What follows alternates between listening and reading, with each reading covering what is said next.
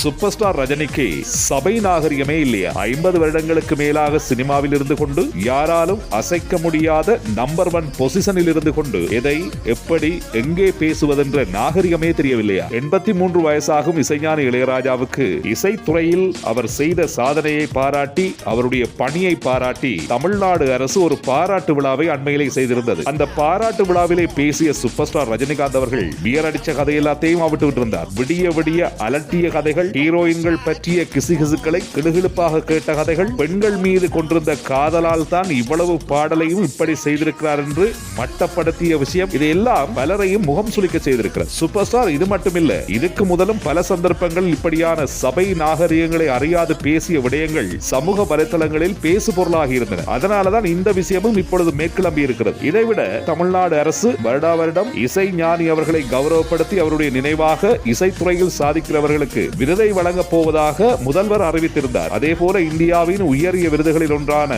பாரத ரத்னா விருதையும் பரிந்துரைத்திருந்த போது இடையில் பியர் அடிச்ச கதை எல்லாத்தையும் அவுட்டுவிட்டு கிண்டல் அடிக்கிறது நாகரிகமா? இசைஞானி இந்தியாவின் ஒரு அடையாளமாக இருக்கிறார். அவர் மீது பலர் பற்றுக் கொண்டிருக்கிறார்கள், மரியாதை வைத்திருக்கிறார்கள். அவருடைய கோடிக்கணக்கான ரசிகர்கள் இந்த பேச்சினாலே இப்பொழுது காயப்பட்டு போயிருக்கிறார்கள். இளையராஜாவுடைய சாதனை இசை பயணம் பற்றி ஒரு விழாவிலே, அவரை பாராட்டுவதற்காக முன்னெடுக்கப்பட்ட ஒரு விழாவிலே ரஜினி பேசிய இந்த விடயம் எல்லாம் ஏற்புடையதான ஒரு விஷயமா இல்லையான்றதை நீங்க கமெண்ட்ல சொல்லுங்க.